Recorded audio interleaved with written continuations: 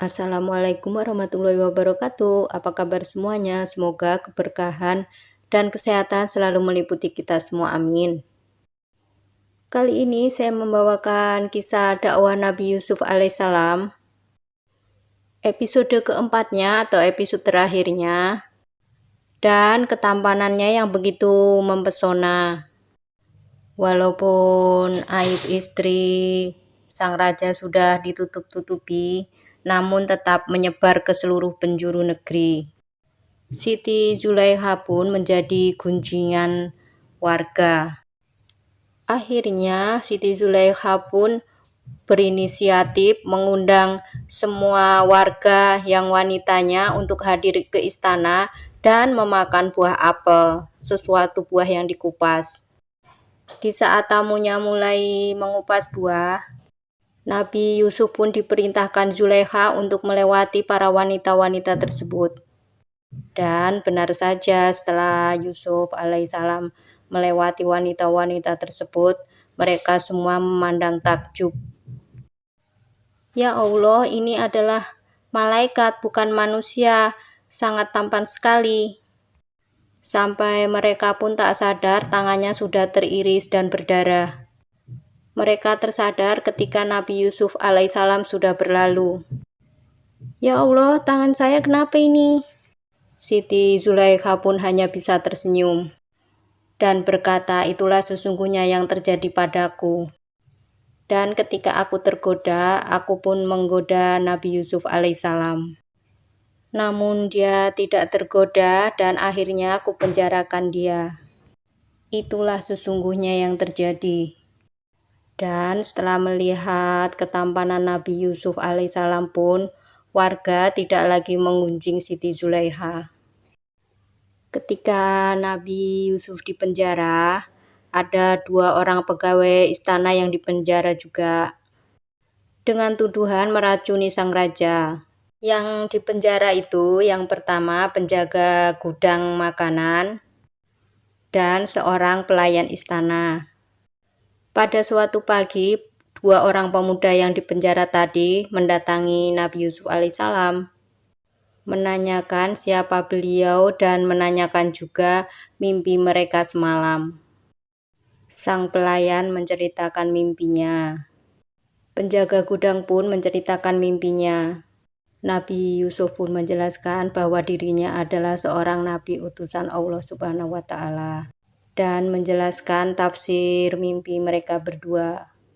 Adapun tafsir mimpinya bahwa engkau pelayan istana akan dikeluarkan dari penjara dan kembali dipekerjakan seperti biasanya. Sedangkan engkau wahai penjaga gudang makanan, engkau akan dihukum mati dan disalib, dan kepalamu akan menjadi makanan burung-burung. Demikianlah tafsir mimpi yang sudah menjadi takdir kalian dari Allah Subhanahu wa Ta'ala. Setelah itu, Nabi Yusuf alaihissalam pun berbicara kepada pemuda pelayan tadi yang segera akan bebas. Wahai temanku, pesanku kepadamu bila engkau telah bebas dan bekerja kembali di istana, sebutlah namaku di hadapan raja. Katakanlah kepada raja bahwa saya dipenjara karena menyelamatkan nama baik keluarga Al-Aziz. Tak lama kemudian, pelayan istana itu pun bebas. Dan penjaga gudang makanan pun mati disalib. Sesuai tafsir mimpi yang ditafsirkan oleh Nabi Yusuf alaihissalam. Tapi ternyata pemuda pelayan istana tersebut setelah bebas lupa menyampaikan pesan Nabi Yusuf alaihissalam kepada raja. Sampai akhirnya pada suatu hari, semua pembesar dan petinggi negeri berkumpul di istana untuk menafsirkan mimpi raja karena raja merasa takut dengan mimpinya tersebut. Nah, raja ini bermimpi bahwa dalam mimpinya itu dia melihat 7 ekor sapi yang sangat gemuk-gemuk dimakan oleh 7 ekor sapi yang sangat kurus-kurus. Dalam mimpinya, raja pun melihat 7 tanaman gandum yang besar dan subur Di sampingnya 7 tanaman gandum yang sangat kering sekali. Ketika raja menyampaikan mimpinya tersebut, tak satu pun pembesar-pembesar istana dan seluruh daerah yang tahu maksud mimpinya tersebut. Bahkan di antara mereka ada yang berkata, "Ya Aziz, itu hanya mimpi biasa aja, jadi tidak ada artinya." Padahal sebenarnya mereka tidak bisa menafsirkan mimpi raja tersebut. Disinilah ketika ada pertemuan tersebut, pelayan yang sudah bebas melayani tamu-tamu raja tersebut dan mendengar perkataan mereka semua. Barulah dia ingat kepada Nabi Yusuf alaihissalam yang bisa menafsirkan mimpinya dan ingat pesannya dulu. Dan dengan berani dia menghampiri sang raja dan mengatakan, "Wahai raja, saya mempunyai teman yang pandai menafsirkan mimpi.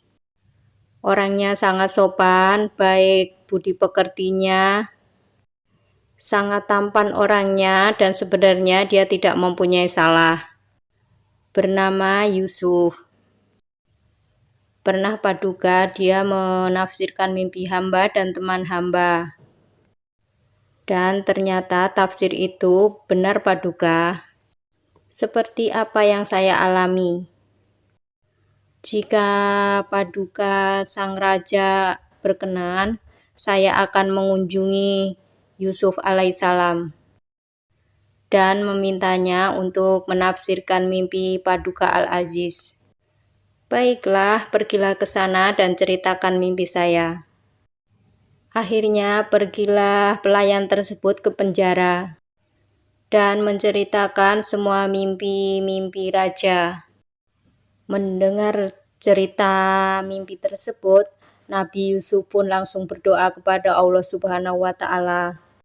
Setelah berdoa, dia pun menafsirkan mimpi sang raja, di mana negara akan mengalami masa makmur selama 7 tahun, di mana semua tumbuh-tumbuhan akan menghasilkan buah yang sangat banyak. Dan 7 tahun kemudian akan mengalami kemarau yang sangat panjang dan buah-buahan pun tidak ada yang berbuah sama sekali. Sungai Nil pun mengalami kekeringan. Namun setelah 7 tahun kemakmuran dan 7 tahun kekeringan, akan kembali ke tahun yang basah, maksudnya di mana lahan kembali subur dan turun hujan, buah-buahan pun kembali berbuah dan menghasilkan buah yang sangat banyak. Kemudian pelayan tersebut pun kembali ke istana dan menceritakan ulang tafsir mimpi Nabi Yusuf alaihissalam. Mendengar tafsiran dari Nabi Yusuf alaihissalam ini, raja percaya dan sangat masuk akal. Dan dari situ dia tahu bahwa yang menafsirkan mimpinya adalah Nabi Yusuf alaihissalam. Dan dari situ pula sang raja tahu bahwa Nabi Yusuf adalah seorang yang pandai, bijaksana, dan sangat berguna bagi negara. Jika diangkat menjadi penasehat raja, akhirnya pelayan tersebut diperintahkan membawa Nabi Yusuf alaihissalam keluar dari istana dan menghadap raja. Namun pada saat itu Nabi Yusuf sepertinya enggan keluar dari penjara. Beliau pun meminta syarat dan pelayan tersebut kembali kepada sang raja dan bertanya kepada raja gimana keadaan wanita-wanita yang sudah terluka tangannya dan Siti Zulaikha yang sudah mencoba menggodanya. Akhirnya dikumpulkanlah wanita yang sudah terluka jarinya dan Siti Zulaikha. Dan mereka semua pun mengakui kesalahannya termasuk Siti Zulaikha. Mendengar hal tersebut, raja pun semakin kagum kepada Nabi Yusuf alaihissalam. Dan dijemputlah Nabi Yusuf alaihissalam ke istana untuk menghadiri pengangkatan beliau Nabi Yusuf alaihissalam sebagai wakil raja. Dalam 7 tahun kepemimpinan Nabi Yusuf alaihissalam, rakyat Mesir pun mengalami kemakmuran yang sangat banyak. tentram dan damai. Namun, Nabi Yusuf pun tidak lupa akan tafsir mimpinya, bahwa kemakmuran itu akan berlangsung 7 tahun. 7 tahun kemudian akan dilanda kekeringan. Maka dibangunlah lumbung-lumbung gandum yang sangat banyak dan tempat penampungan air yang sangat banyak pula. Bahkan Nabi Yusuf dan para pegawai istana memakan makanan hanya sehari sekali saja untuk menghemat pangan. Karena kebijaksanaan Nabi Yusuf alaihissalam ini ketika masa kering, rakyat Mesir pun tidak ada yang kekurangan sama sekali. Bahkan bisa menolong kerajaan-kerajaan sebelahnya. Ketika raja wafat, maka Nabi Yusuf alaihissalam pun diangkat menjadi seorang raja. Di saat inilah Nabi Yusuf alaihissalam kembali bertemu dengan saudara-saudaranya. Di antara saudagar-saudagar yang membeli gandum ke Mesir, ada salah satu dari mereka adalah saudara dari Nabi Yusuf alaihissalam. Setelah mereka sampai istana, maka Nabi Yusuf pun mengenali kakak-kakaknya. Namun sebaliknya, kakak-kakaknya tidak mengenali Nabi Yusuf alaihissalam. Kakak-kakak Nabi Yusuf itu berkata, "Yang mulia, kami adalah dari Palestina, putra Yakub, 12 bersaudara. Yang satu menemani ayah saya yang sudah tua. Yang satu lagi pergi entah kemana dan tidak diketahui rimbanya. Perkenankan kami untuk membeli gandum." Nabi Yusuf pun menjawab, "Saya tidak percaya kalau kalian putra Yakub. Kecuali kalian bisa membawa bukti bahwa kalian semua adalah putra Yakub. Dengan membawa anak bungsu kalian yang menemani ayahmu di rumah. Jika tidak bisa membawa adiknya yang di rumah, maka tidak akan bisa membeli gandum untuk keperluan selanjutnya." Kakak-kakak Nabi Yusuf alaihissalam pun berkata, "Yang mulia, tidak adakah syarat lain karena adik kita yang paling bungsu bernama Binyamin akan sangat susah izinnya jika keluar bersama kami." Nabi Yusuf pun menjawab, tidak ada, hanya itu syaratnya, tidak bisa diganti." Akhirnya mereka pun pulang dengan membawa gandum secukupnya saja, karena jika ingin membelinya kembali harus membawa Binyamin. Setelah mereka sampai di rumah, mereka pun menceritakan kebaikan dan kebijaksanaan Nabi Yusuf alaihissalam. Mereka pun menceritakan kepada ayahnya bahwa jika ingin membeli lagi gandum, harus membawa serta adiknya yang bernama Binyamin. Saat membuka karung gandum mereka semua sangat terkejut. Ternyata emas dan perak mereka dikembalikan. Melihat hal tersebut, mereka semua kembali menceritakan kepada ayah mereka. "Lihat ayah, pemimpin Mesir itu memang sangat baik sekali. Kami tidak bohong atau mengada-ngada cerita, karena emas dan perak ini benar-benar dikembalikan oleh sang raja." Akhirnya, dengan kejadian itu, Nabi Yakub pun mengizinkan Binyamin untuk dibawa ke istana dan membeli gandum. Sesampai di istana, mereka dijamu dengan sangat baik. Mereka diberi kamar atau penginapan, satu kamar untuk 2 orang.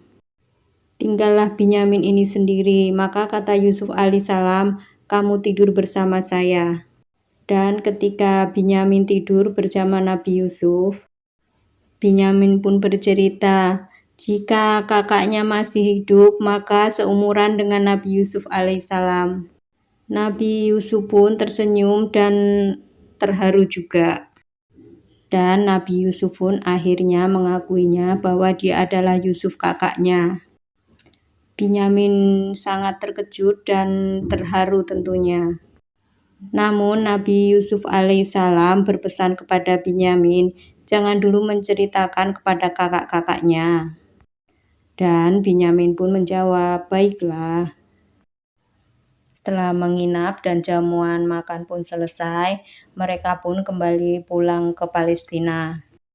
Nah, dalam perjalanan pulang tersebut, di perbatasan kota tiba-tiba ada pengawal istana berlari dengan kudanya dan menyuruh mereka berhenti. Karena di istana ada piala emas yang hilang. Merasa mereka semua tidak ada yang mencuri, maka mereka pun mempersilahkan semua karung-karungnya diperiksa. Betapa terkejutnya mereka ketika ditemukan gelas emas tersebut di karung Binyamin.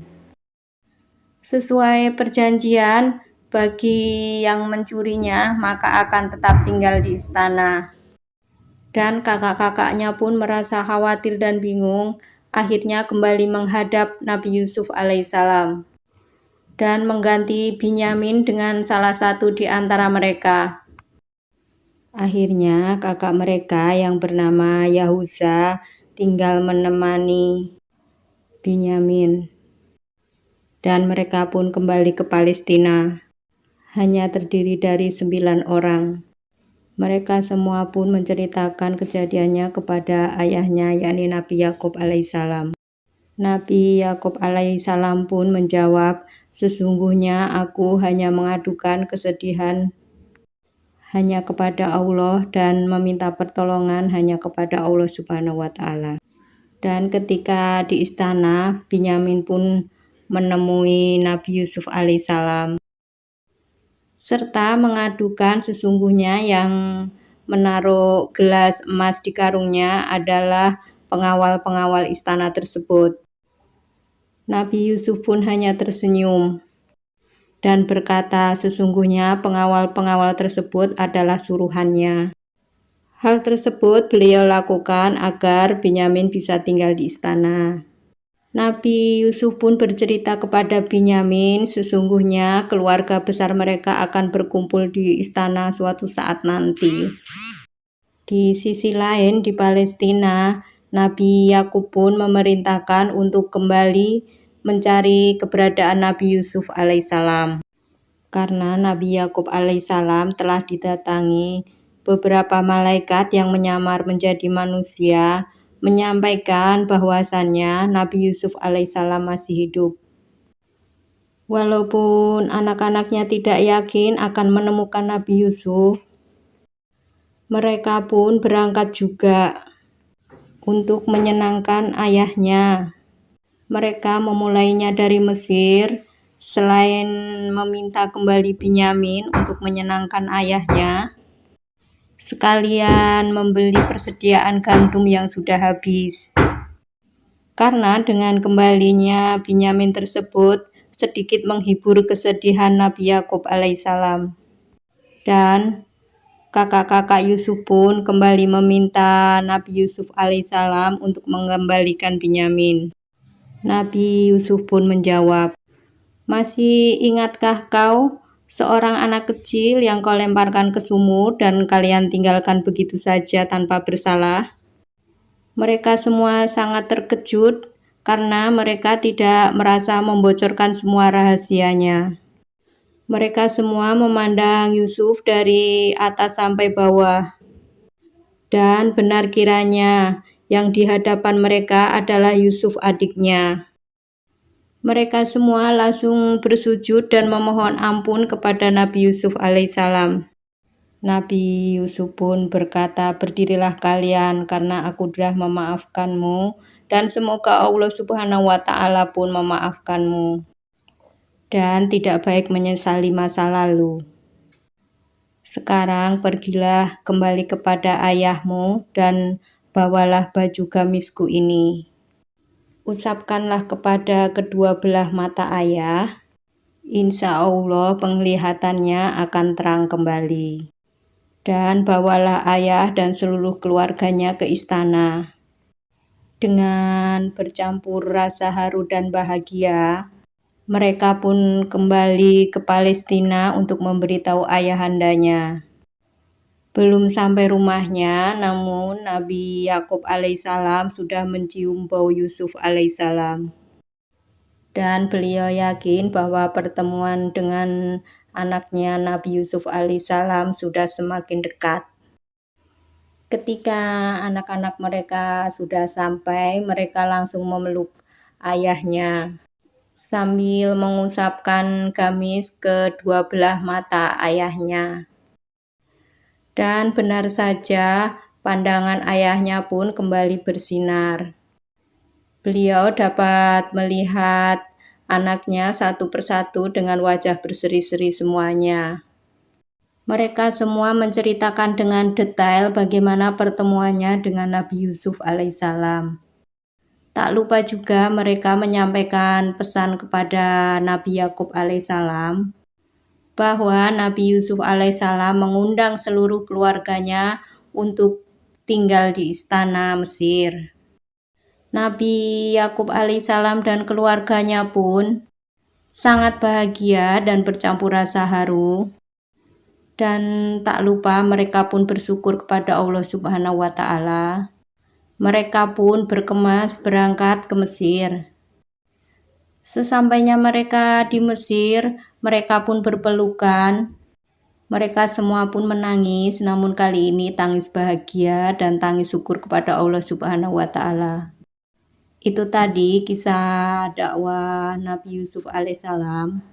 Jika saya salah dalam menyampaikan, saya mohon maaf sebesar-besarnya, karena sesungguhnya kebenaran hanya milik Allah Subhanahu wa Ta'ala.